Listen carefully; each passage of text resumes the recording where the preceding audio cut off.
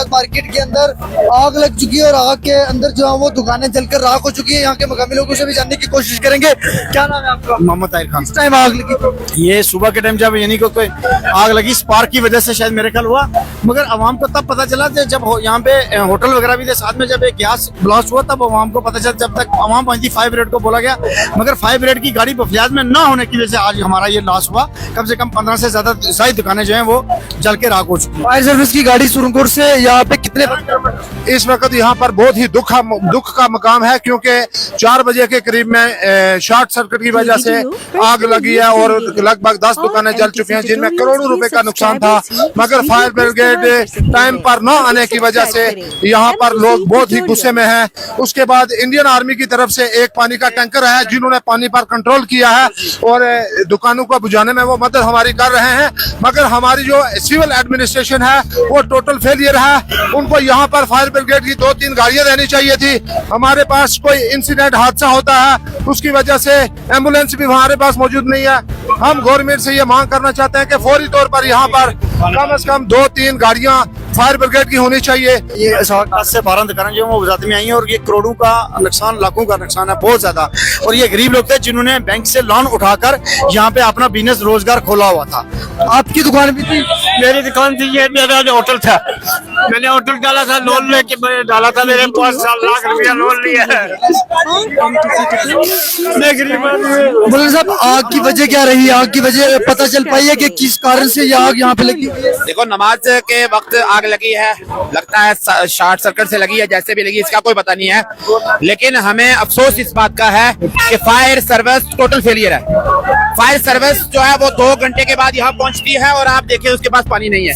आप गाड़ी को देखें और आप को देखें, ये देखें आप कैमरा मैन इस पे लगाए, इसमें पानी तक नहीं है। और हमने इनको कहा कि पानी नहीं है और ये उल्टा हमारे ऊपर बरस पड़े। उसके बाद हम शुक्रिया अदा करते हैं इंडियन आर्मी का।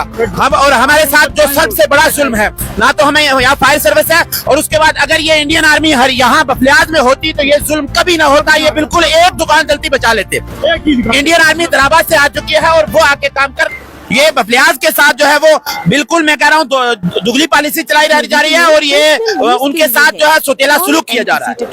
उस पे क्या मांग यही है कि आज एलजी साहब पहुंच आ रहे हैं। मैं चाहता हूं कि एलजी साहब मौके पे यहाँ पे आकर इसका दौरा करें, देखें कि क्या हाल हुआ। सिविल एडमिनिस्ट्रेशन जो थी वो हमारी वीक होने की वजह से, जैसे इमाम साहब ने कहा कि इंडियन आर्मी वक्तन फवक्तन हमेशा हमारे साथ थी और हमेशा पहुंचती रही।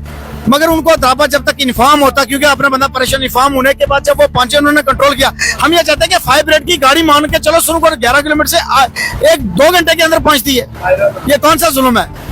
तो इसलिए हमारी गुजारिश है कि ये पहला इंसिडेंट नहीं है, बफलियाज में इससे पहले भी 2 इंसिडेंट हो चुके हैं, जिसकी वजह से सिविल एडमिनिस्ट्रेशन की वजह से यहाँ पे हमारा पीर पंजाल का एरिया है, 70 किलोमीटर का एरिया है, 70 से 80 किलोमीटर का एरिया सुरनकोट से लेके वहां तक। क्या यहाँ पे फायर ब्रिगेड और एम्बुलेंस का होना जरूरी नहीं है? सबका जरूरी है, बिल्कुल चाहिए। क्या जरूरी नहीं है? मैं आज ये आवाम सारी एलजी के पास जाने वाली थी आज, और आज उसकी वजह से ना अब हम लोग नहीं जा सकते। क्यों जा सकते हैं? हम पे जुल्म हो चुका है, हमारे लोगों पे जुल्म हो चुका है। इन लोगों ने लोन लिए हैं, सीसी लिमिटें हैं, ये लोग कहाँ जाएंगे? 10-10, 15-15 लाख रुपए बैंक से उठाया हुआ है। तो पूरी मार्केट चलने का कारण यही है कि फायर ब्रिगेड ना होने की वजह से। अगर यहाँ मैं गुजारिश ये करूंगा कि हमारा जो इंडियन आर्मी का यहाँ कैंप था उसको बहाल किया जाए। यहाँ अगर इंडियन आर्मी होती तो इतना जुल्म ना होता। वो बिल्कुल आप देखें जाके आर्मी के जवानों को बैग लगे हुए आग में घुसे हुए हैं। लेकिन मैं ये गुजारिश करूंगा कि जो हमारा इंडियन आर्मी का यहाँ कैंप था यहाँ से खाली कर दिया गया, यहाँ इंडियन आर्मी का कैंप बहाल किया जाए।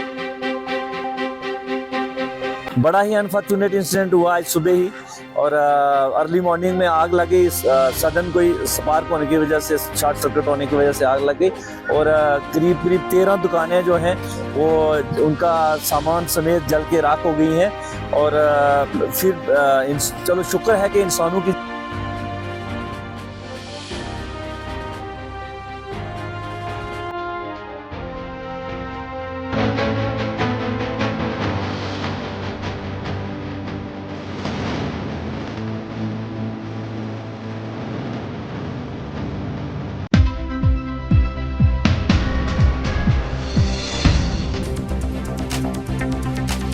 कोई उस स्पॉट पे था नहीं, बट बड़ा ही अनफॉर्चुनेट है। और हमारे डिस्ट्रिक्ट एडमिनिस्ट्रेशन डीसी साहब और एसडीएम साहब और जितने भी हैं उनसे बात हुई है, यहाँ के जो पीआरआईज हैं और इनकी भी बात हुई है और हमारी भी बात हुई है।